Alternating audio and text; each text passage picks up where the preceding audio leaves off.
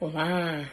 Bom, vamos falar sobre um assunto que é um assunto que sempre gera muita angústia entre os pais, quando a gente fala de estrabismo, que é a cirurgia em si. É sempre aquela pergunta: qual é o melhor momento de operar? Quando a gente deve fazer essa cirurgia? Quais são os riscos? E um outro vídeo depois falando um pouquinho sobre anestesia, que é um dos grandes anseios, né, dos pais.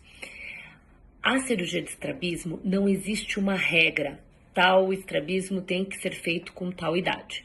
O que a gente tem é que, dependendo do tipo de estrabismo, dependendo do grau de prejuízo do desenvolvimento visual que ele pode causar, a tendência é a gente indicar cirurgias mais precoces. Por exemplo, o estrabismo convergente congênito, que é aquele que o olhinho desvia para dentro logo no nascimento, nos primeiros meses de vida. Esse é um tipo de estrabismo que prejudica muito a formação visual, prejudica muito o desenvolvimento da visão de profundidade, né, do 3D. Então, é um tipo de estrabismo que, de modo geral, a gente indica cirurgias bastante precoces, por volta de 1 ano, às vezes até antes disso. O estrabismo intermitente divergente, que é um tipo de estrabismo diferente, que tende, inclusive, até a aparecer um pouquinho mais tarde.